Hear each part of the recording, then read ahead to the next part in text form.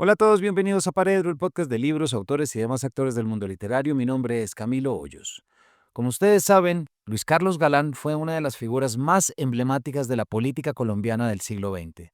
Fundador del Partido Nuevo Liberalismo, defensor incansable de la democracia y opositor frontal al narcotráfico y en especial a Pablo Escobar, su asesinato en 1989, cuando era candidato presidencial, marcó un antes y un después en la historia del país.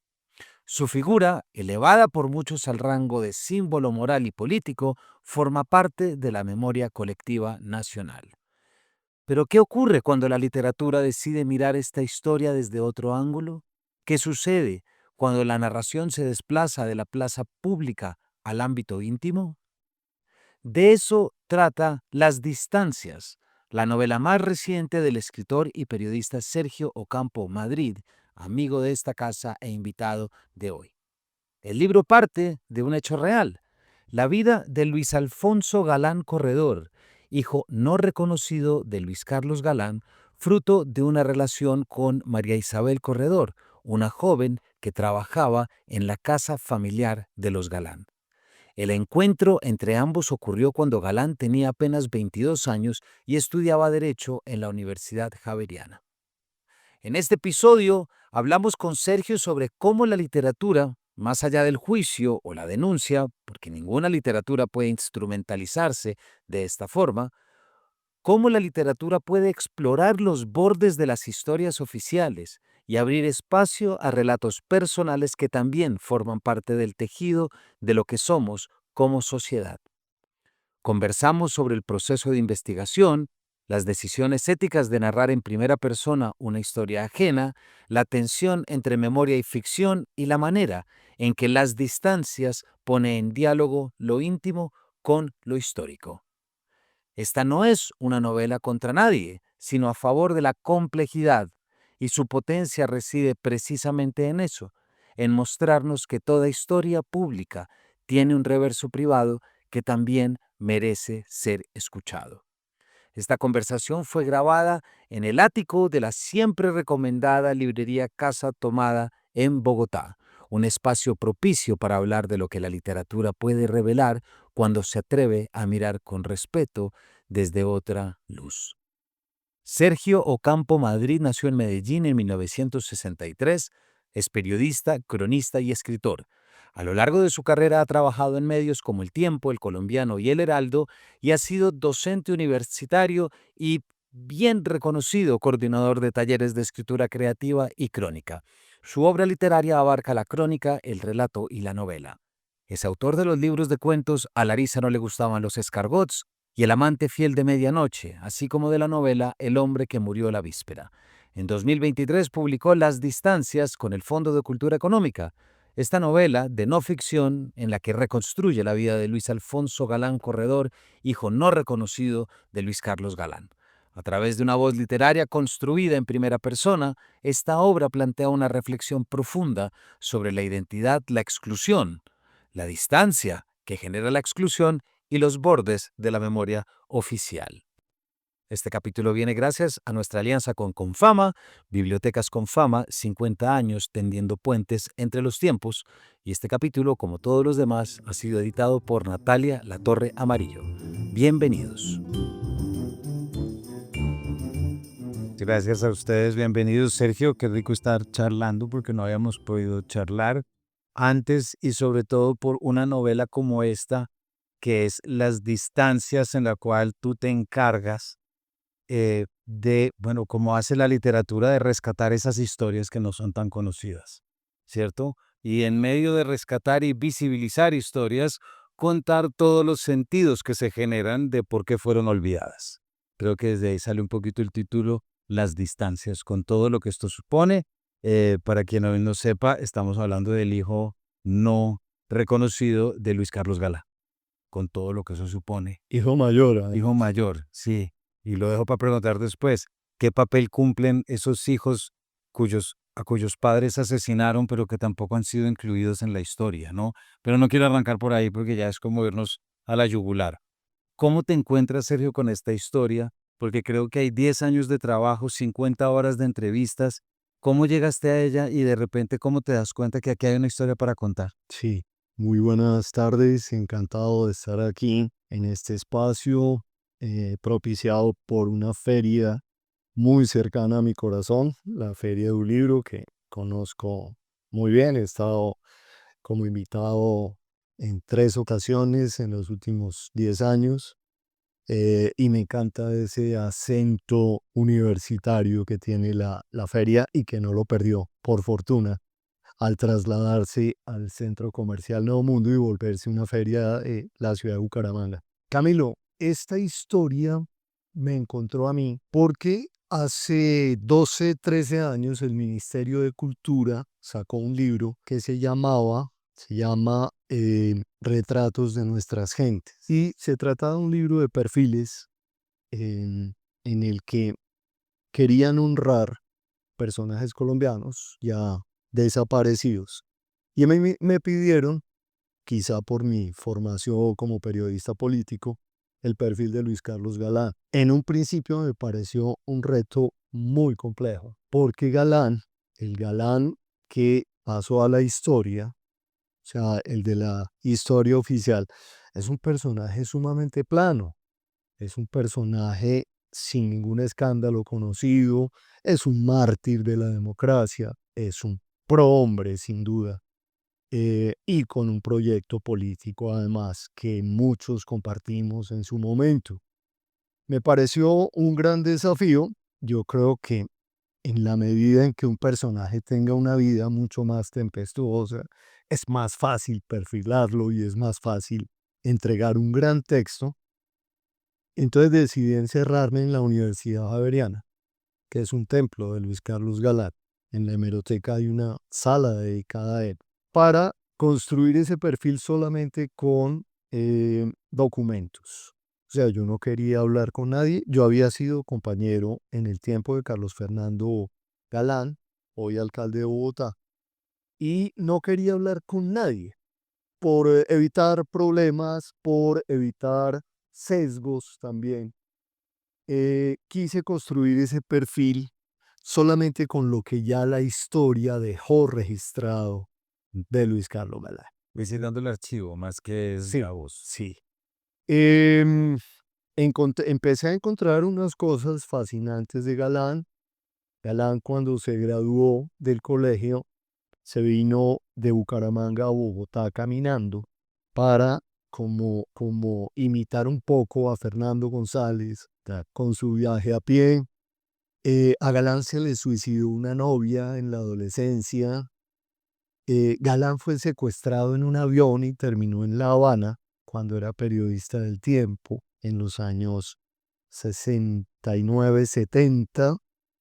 Y Galán tuvo un hijo con la empleada del servicio de su casa paterna. Cuando yo vi eso dije, uy, con este personaje sí necesito hablar. A este sí lo tengo que buscar porque por ningún lado aparece información de él.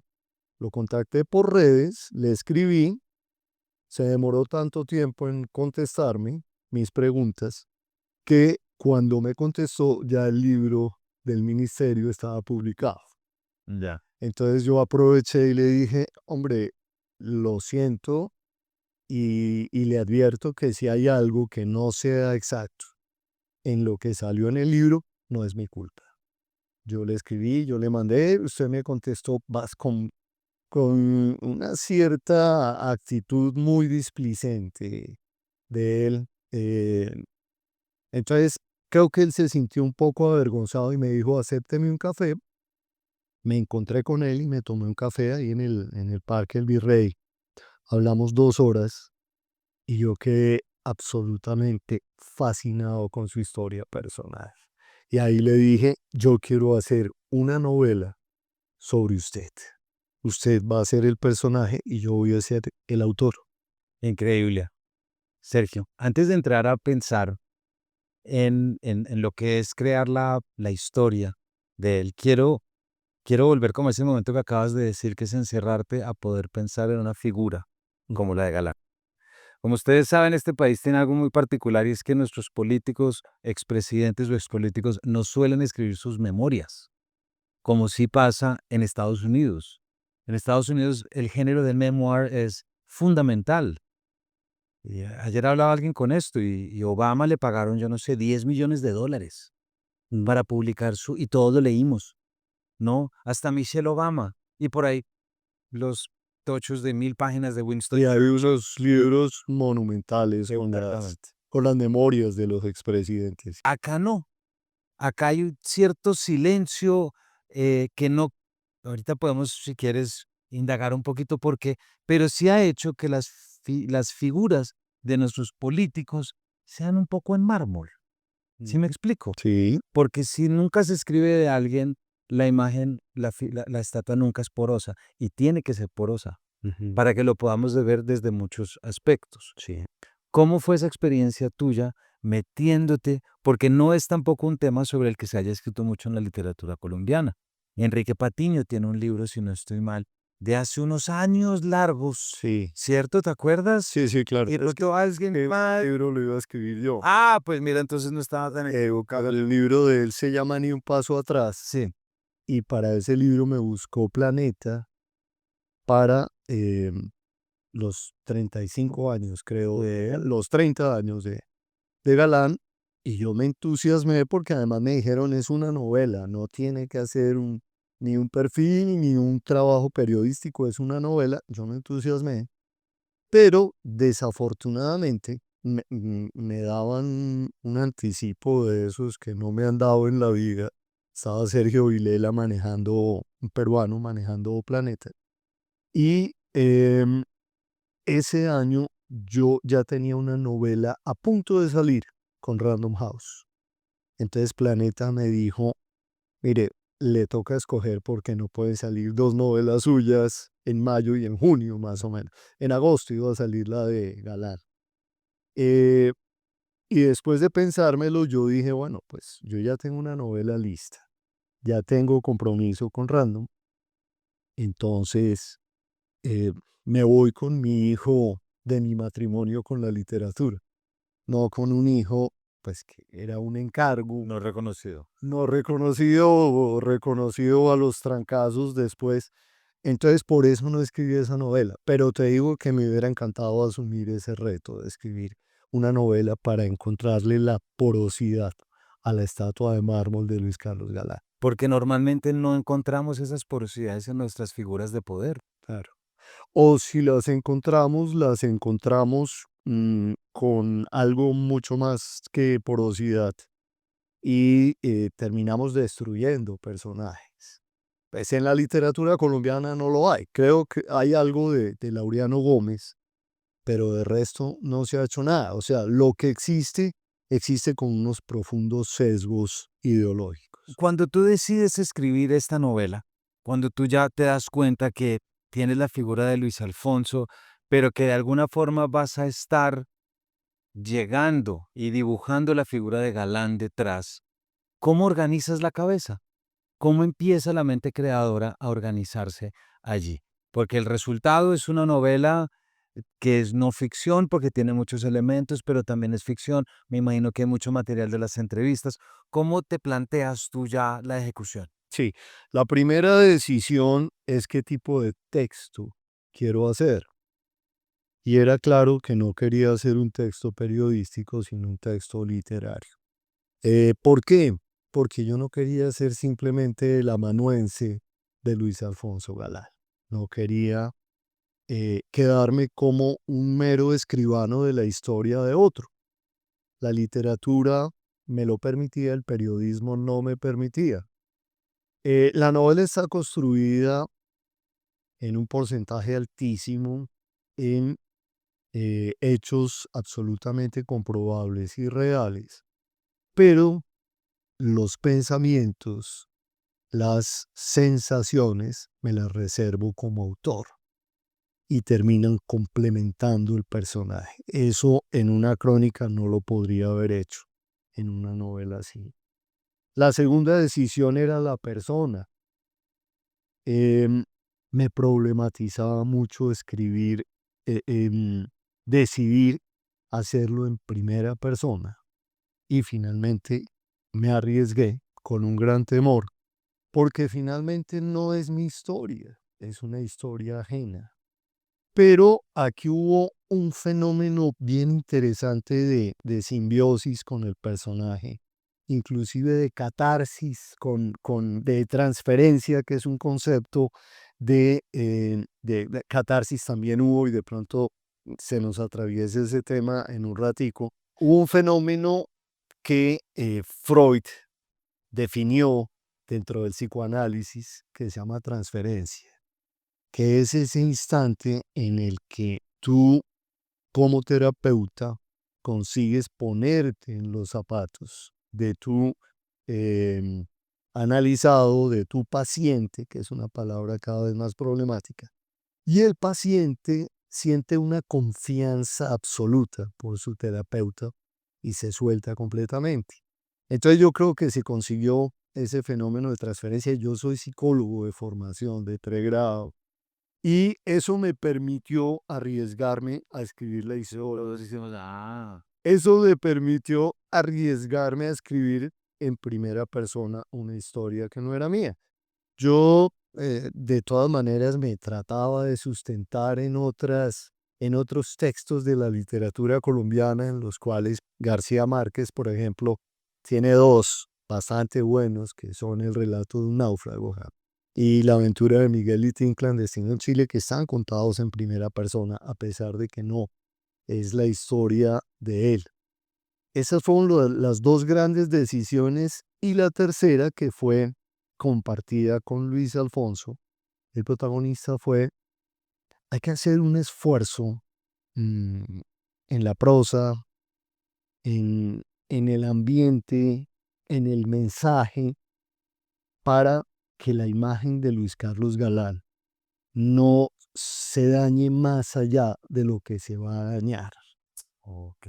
Hay que hacer un esfuerzo. Él me lo pidió y eso me dio mucha tranquilidad de que aquí no había una actitud vindicativa, no había una revancha contra su papá, no había un morbo por contar unas historias desconocidas, sino más bien, y eso me pareció muy bello y por eso insisto en que el personaje es muy literario, él es un personaje en busca de autor. Em, un deseo de ser reconocido como estirpe, como, oiga, yo también soy. Así no haya tenido el apellido a tiempo, así nunca me hayan contado. La prensa él lo maltrató horriblemente en los años 90. Cuando él intentó contar su historia ya con cédula en mano, ya había logrado el proceso judicial a su favor con ayuda de la familia Galán Sarmiento y Galán Pachón. Entonces, ahí fue el momento de contar la historia y fue muy difícil para él contar su historia.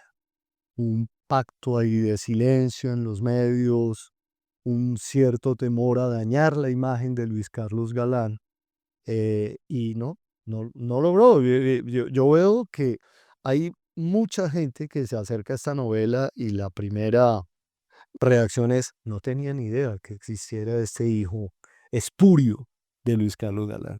exacto, y además porque fíjate que está ese tema que también es muy colombiano de que si contamos algo dañamos todo, sin entender que hay que lo que tú estabas buscando desde el principio era ese personaje híbrido, al que le cabe eso y le cabe lo otro. Es decir, es que aquí es donde entramos, qué se sabe y qué no se sabe de las figuras de poder. Me acuerdo el caso de Mónica Lewinsky, que todos los franceses decían, no, pues hemos tenido presidentes que han tenido 4 hijos fuera del matrimonio, ¿qué nos va a importar? ¿No? Obviamente un poco en exageración, pero siempre tiene que ver con lo que se está viendo. Pero hay un punto aquí que me parece importante por el impacto que te supone conocer la historia. Pienso mucho en alguien como, y además de pronto por la novela recién leída y un capítulo hecho, Héctor Abad. Héctor Abad tiene algo fundamental y es la muerte, el asesinato de su padre. Sí, No, luego pienso en Sara Jaramillo, Klinker, que escribe sobre cómo le asesinan a su padre, que era un abogado, no estamos hablando de ninguna. ¿Cuánta gente en este país le han matado a su papá? sí. Miles, miles de miles. Pero ¿cuántos de estos eran no reconocidos? Y no por ser no reconocido, no sufres la pérdida de tu padre. Claro. ¿Sí me explico? Sí, claro. ¿Cómo entran estos elementos que no dejan de ser un poquito abiertos a una historia que se escribe? ¿qué papel cumplen en esta escritura del país? Porque es que creo que lo que tú haces en esta novela, en muchos aspectos, es reflexionar sobre eso. ¿Qué dice un personaje así de la historia de nuestro país, de nuestra idiosincrasia y de todo lo que conlleva? Este capítulo viene gracias a nuestra alianza con Confama, la Caja de Compensación Familiar de Antioquia. Bibliotecas Confama, 50 años tendiendo puentes entre los tiempos. Ahí, pues creo que tengo varias cosas para decir. La primera es que terminado el libro, terminado el proceso de creación del libro, lo que sentí por Galán fue una profunda piedad por Luis Carlos Galán, de entender este drama de un hombre que sabía que estaba condenado a muerte porque tenía una sentencia de muerte de Pablo Escobar. Y eso era de verdad muy serio. Y encima de eso, encima de tener que vivir con la conciencia de que hoy puede ser tu último día, tenía un secreto que también le podía arruinar su vida política, dinamitar su futuro como presidente, porque pues él creo que lo tuvo clarísimo desde la infancia, inclusive, que eso era lo que quería. Entonces me parece un personaje realmente trágico, profundamente trágico. Luis Carlos Galán es un personaje literario por donde lo mires, Luis Carlos, porque es el personaje al que la vida, el destino le va entregando todo de un modo tan prematuro además y de un modo tan fácil. Pues, solamente un episodio que no está en esta novela, es un episodio de la historia colombiana. Él es periodista del Tiempo en 1970 y va a entrevistar a Misael Pastrana, presidente electo del país. Y al volver al Tiempo le cuenta a Daniel Samper Pizano y a Gloria Pachón, sus compañeros en el periódico, que Pastrana le acaba de ofrecer el Ministerio de Educación. Tiene 26 años. Cuando se posesiona ya tiene 27 y sigue siendo el ministro más joven de toda la historia de Colombia. Entonces, es así de eh, em, casual en que la forma en que él va encontrando el camino hacia el premio final que va a ser la presidencia, y cuando ya está a punto de obtenerlo, se le corta el destino. Pablo Escobar decide que hasta ahí llegó la cosa. Es un personaje profundamente trágico. Y a él se contrapone un personaje que es, debo confesar que para mí los héroes que me encantan son los héroes pequeños, no los próceres, no los prohombres, no los héroes de las estatuas de mármol. A mí me encantan los héroes de la cotidianidad, los héroes que construyen de verdad una épica de su cotidianidad por las adversidades, por, por ser diferentes, por estar enfermos, por las carencias. Entonces Luis Alfonso me permitía contrastar con su historia, la gran historia nacional, que es la que todos conocemos, el hombre asesinado 18 de agosto en Soacha, que muy probablemente iba a ser presidente, que construyó una propuesta política opuesta al Partido Liberal y opuesta a la tradición bipartidista, todo eso. Y había una historia totalmente conectada con él, que era la historia pequeña, la historia de su hijo negado, escondido, que además me permitía mostrar la profunda exclusión colombiana, la historia de la ruralidad colombiana, porque este es un chico que crece como un niño campesino. Yo siempre cuento de esto.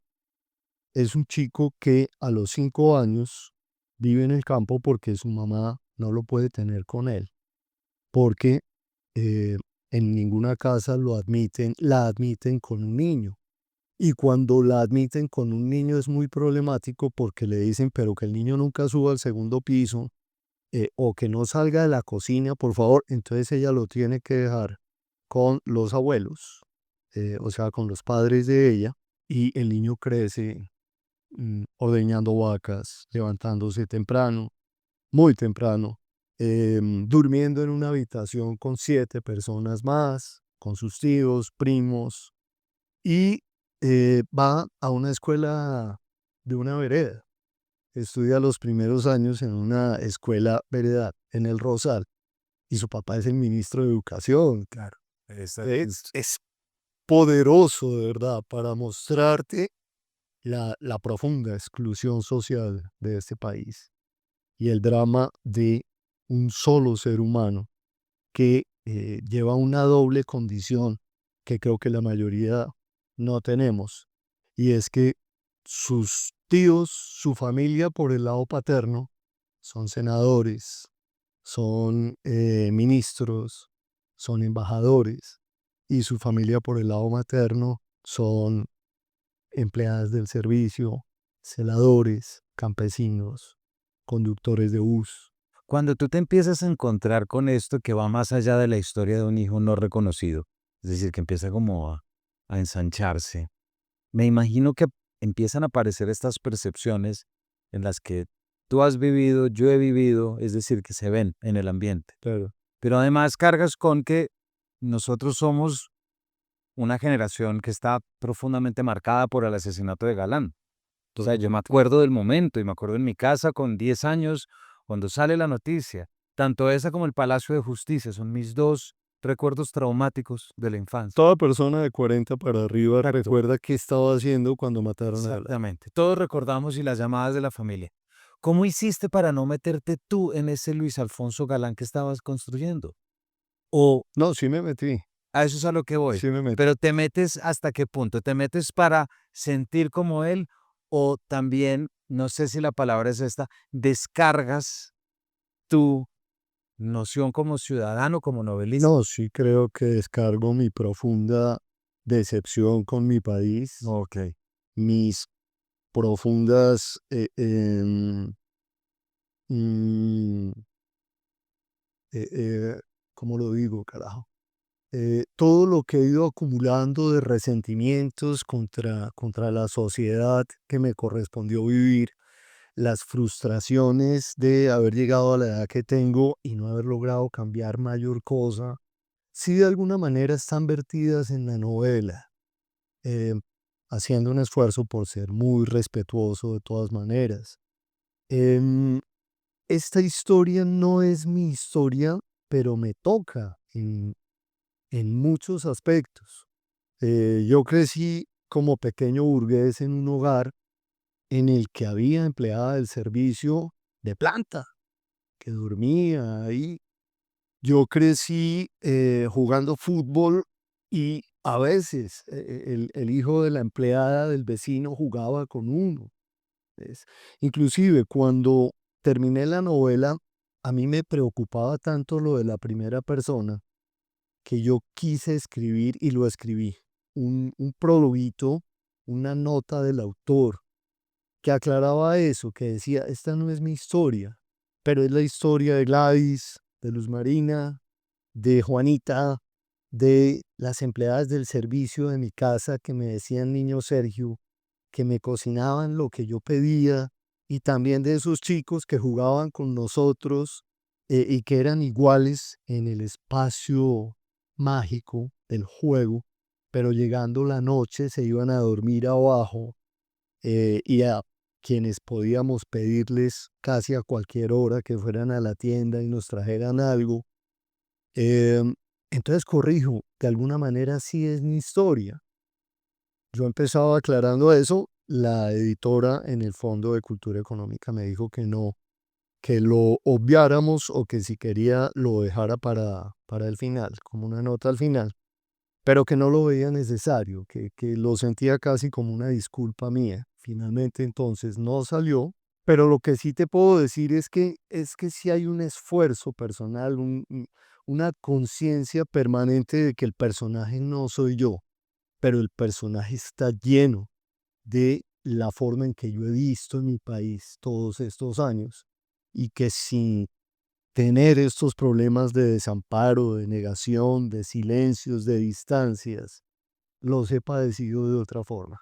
Los ha padecido mi sentido ético, los ha padecido mi sentido de justicia, que me formaron los jesuitas. Ahora estábamos hablando de eso, de la época que me corresponde a mí, estudiar con una compañía de Jesús que era profundamente liberal, revolucionaria. Entonces, ahí está todo eso. Me intriga preguntarte, el título Las distancias sale al final, desde el principio estaba. ¿Cómo aparece? Porque me parece que es un título que indica muchas cosas.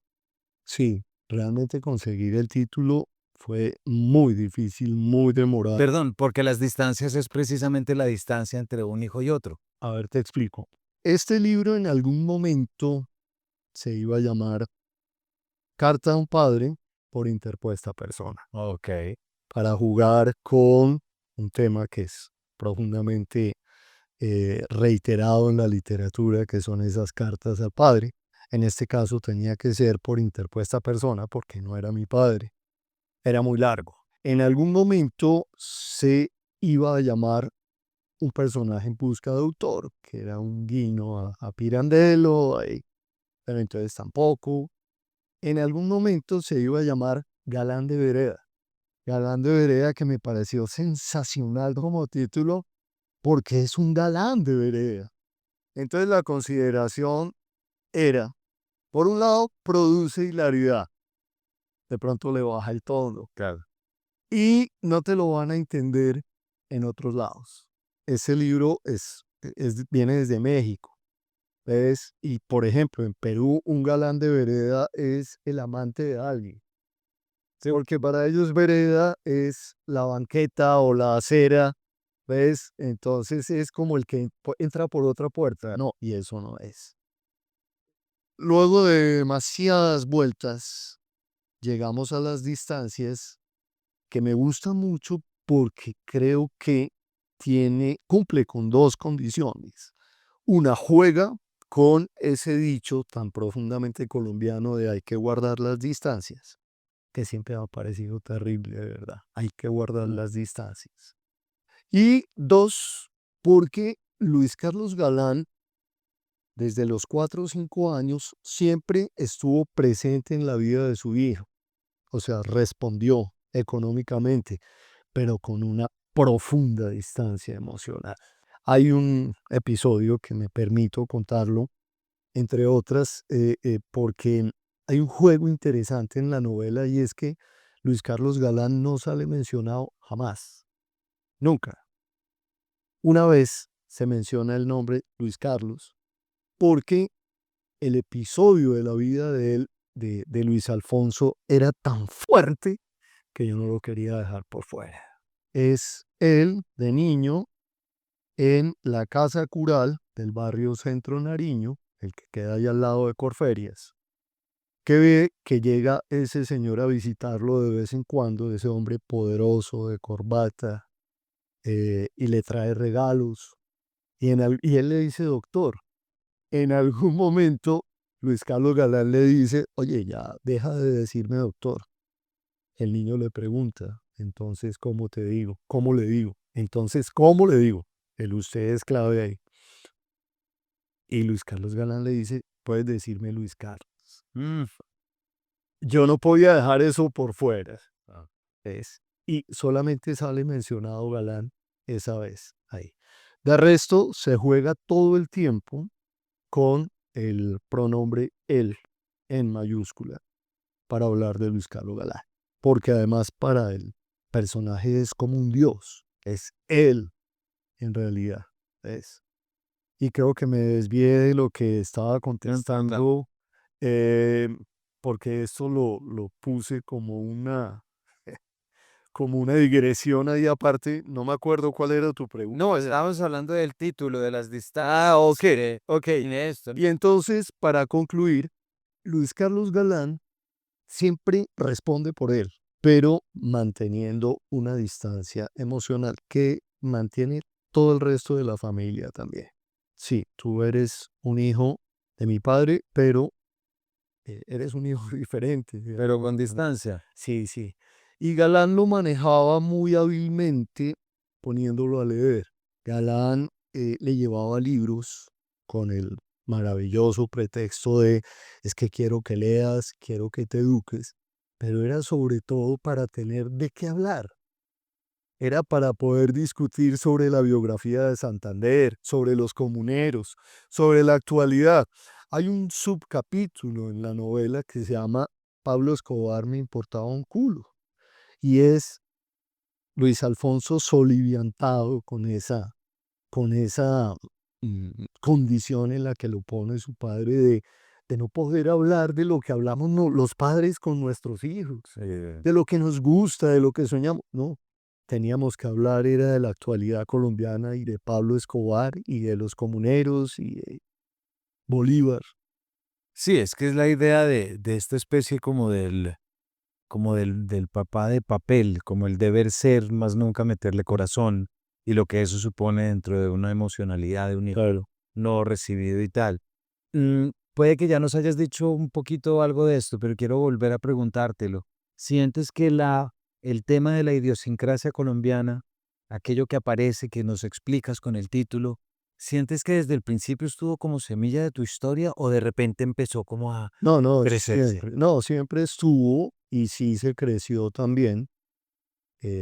Permití que creciera, permití que fuera levadura, pero siempre estuvo, porque, a ver, el personaje es contemporáneo y aunque yo no viví esto, sí lo vi por televisión, por ejemplo. Eh, Hay una parte que se llama Memorias del Cocinor, y yo recuerdo todavía con horror esas imágenes que salían en los noticieros de los niños quemados con cocinol, de las casas que volaban por los aires, por esta mm, idea que tuvo la clase política colombiana de sacar a la gente de la cocinada con leña y que empezara a cocinar con un combustible que era en el fondo una gasolina rebajada. Pues, o sea, una cosa muy peligrosa, pero adicional le meten algo, le meten un elemento profundamente colombiano y latinoamericano que es política, porque entonces había unos formularios, unos cartones que se llenaban y les hacían unos huecos y los políticos jugaban con eso en tiempo electoral, de que si quiere el cocinol, a ver, pues tiene que votar por mí. Y algo, por ejemplo, de la, mm, de la picaresca nacional, de esta inventiva maravillosa, y es que obviamente en un barrio en el que el camión llega una vez a la semana y las colas son kilométricas, recuerdo haber visto las colas por televisión, un colado o unos colados eran un gran problema. Entonces alguien se inventa un sistema maravilloso que es un lazo larguísimo y tú tienes que llegar con tu bidón y encadenarlo al lazo. No hay forma de que se cuele nadie. Una cosa maravillosa y que habla mucho de lo que somos, de esto, de estas estrategias de supervivencia que terminamos inventando, ¿no? Así. Entonces, no, la historia nacional sí termina ahí teniendo una fuerza muy importante, porque además corresponde con una época de grandes cambios, pues con una época terrible de bombas y de magnicidios de Pablo Escobar, de la llegada del neoliberalismo a Colombia, con las privatizaciones de bancos, de empresas. Él termina siendo un mensajero del Banco Popular cuando se lo entregan a Luis Carlos Sarmiento Angulo, entonces él queda sin empleo y luego pasa a Telecom y Telecom también deja de ser una empresa nacional. Luis Alfonso es un colombiano arquetípico, hermoso, de verdad. Es un personaje con todas las condiciones para ser un personaje de novela. Y es imposible no preguntarte cómo leyó él la novela, cómo fue la reacción de verse representado en tu voz de primera persona, pero saber que está él de por medio.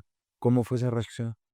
Hay un elemento ahí, hay algo que ocurre con él que yo le pedí autorización para contarlo. Y es que cuando vamos avanzados en el proceso, que como les dije, termina siendo casi un proceso terapéutico, sin que yo me lo propusiera así porque me parecía muy pretencioso, ¿no? Yo solamente estaba escuchando, aunque en esa escucha terminamos riéndonos, llorando, evocando un montón de cosas. Em, en algún momento, cuando yo tengo ya 2 capítulos escritos, me llama la esposa de él, porque tuve que apelar a unas pequeñas, otras voces, no muchas, para terminar de construir personajes. Por ejemplo, el de la mamá. Em, Me llama la esposa y me dice, Sergio, Luis Alfonso está en una clínica psiquiátrica. Lo recluimos esta mañana y ¿qué pasó? La psicóloga dice que usted le removió tantas cosas que pues hay hasta un miedo de que intente suicidarse. Ay, yo me sentí terrible, de verdad, porque dije, como decía el maestro Valencia, que se pueda sacrificar un mundo por salvar un verso, yo no quisiera sacrificar un ser humano por sacar una novela. Em, y me detuve ahí, paré ahí.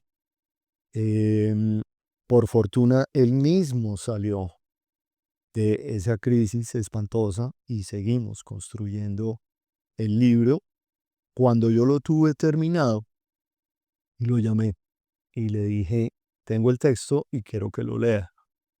Me sorprendió, porque nunca lo habíamos hablado, su redacción, porque se sintió muy honrado. Me dijo, óigame, no, pero qué detalle. Hombre, no, es que es su vida. Él no esperaba leerlo antes de que saliera publicado. Entonces nos encontramos y le puse 2 condiciones. Una, que no se metiera con la parte literaria. O sea, Luis Alfonso, este es un ejercicio para que tú me digas si hay algo impreciso, Claro. si hay algo que esté muy mal, que nos pueda meter en un problema, pero no te metas con la parte literaria de, uy, yo hubiera escrito esto así. No, por favor. Y lo segundo es que te doy 15 días para que lo leas. Y si en 15 días no me has contestado, opera el silencio administrativo. ¿Ves? Dijo, tranquilo. Al día siguiente me llamó por la noche y me dijo, ya lo leí. Obviamente. Lo leyó en voz alta con la esposa. Terminaron berreando, terminaron riéndose, terminaron recordando un montón de cosas. Y bueno, pues ya con la bendición de él, que me pareció el gesto mínimo de respeto, ya lo que quedaba era guardar que saliera la novela y que hubiera de pronto algún problema con la familia Galán, con la familia Galán ampliada, con la familia Galán de Luis Carlos, los 3 hijos, que todos son muy importantes y no hubo ningún problema. El día de la presentación, Carlos Fernando estaba sentado en primera fila y del tiempo le preguntaron y él respondió que le parecía muy bien que su hermano pudiera contar su historia. Ahorita nos dijiste ya para cerrar y pasar a preguntas que ya estaban ahorita pidiendo. Ahorita, hace un ratico nos acabas de decir que sentiste al final piedad por Gala, ¿cierto? Sí. La figura que tenemos y nuestra figura cotidiana de Galán es el gran líder, un poco como de la pérdida de una oportunidad gigantesca, todo lo que representa y esta historia escrita en mármol. Em, y también sabemos que estamos en un particular momento con unos liderazgos bastante complicados a nivel político, para no meternos a decir nada. Sí, no nos metamos. No nos metamos ahí, pero todos sabemos a qué nos referimos. Sí, sí. ¿Fue agridulce visitar una imagen como la de Galán o al contrario te permitió afianzarte en la No, en la esa identidad? pregunta me encanta, esa pregunta es muy bonita porque, y tú empezaste por ahí hablando de las estatuas de mármol y los posibles poros. Cuando yo descubrí esta historia, a mí me humanizó a Luis Carlos Galán. Exacto, eso voy. El Luis Carlos Galán, que fue embalsamado por la historia, no tenía malos pensamientos, vulgarmente yo digo, no se tiraba ni pedos. Aquí yo sentí un galán mucho más cercano a mí. Yo sentí un galán que, pues ese hombre que nos tocó conocer, que nos tocó ver, que se inflamaba en una plaza pública y producía unos enormes discursos, tenía que tener unas fibras y tenía que tener unos deseos. Y entonces eso me acercó profundamente el personaje, me lo humanizó al punto de llegar a sentir una profunda piedad por él. Y en ningún momento sentí que eh, me hubiera disminuido la imagen que tenía de un hombre que sigo considerando fue determinante en la historia de este país. Ni siquiera tanto en la política como en el tema del narcotráfico. Yo creo que el valor de Galán no es tanto político, aunque pues todo está vinculado con la política, como haber sido un dique de contención y haber evitado que Colombia se hubiera convertido en una narcodemocracia desde los años 90. Porque asesinado Galán, tuvimos nueva constitución en el 91, tuvimos a Escobar muerto en el 93, tuvimos a los Rodríguez Orejuela en Estados Unidos, extraditados en el 96. De alguna manera eso es por el homicidio contra Luis Carlos Galán. Entonces, ese héroe, ese mártir de la democracia, está preservado en la novela, dejando un espacio para que cada quien se arme la imagen que quiera y le haga el juicio que quiera. Y ya dijiste que estamos cerrando. El 8 de marzo pasado, el Día de la Mujer, que desde hace varios años se convierte termina en disturbios y termina en situaciones problemáticas y de vandalismo. Y el 8 de marzo iban a vandalizar la estatua de él. El 8 de marzo, un grupo, un colectivo de mujeres frente al Consejo de Bogotá, donde está la estatua de él, la pintarrajearon y la iban a quemar. Y, oh sorpresa, porque es muy sorpresivo que hagan eso con, con un personaje como este, al día siguiente salió una nota de Iván Gallo diciendo la explicación de por qué las feministas hicieron esto fue por la novela de Ocampo Madrid, de las distancias, en la que se cuenta la historia de un hijo que nunca reconoció. Es, claro, lo que se armó en redes fue terrible, además, porque entonces ya empezaron a decirse un montón de cosas que no eran verdad, que esta era una niña de 14 años, que había sido casi violada. La historia real es que ella tenía 24 años y él tenía 22, ella era mayor que él. Pero entonces empezaron a deformarse los mensajes, ¿ves? Eh, Le dieron nuevamente actualidad a la novela, de alguna manera.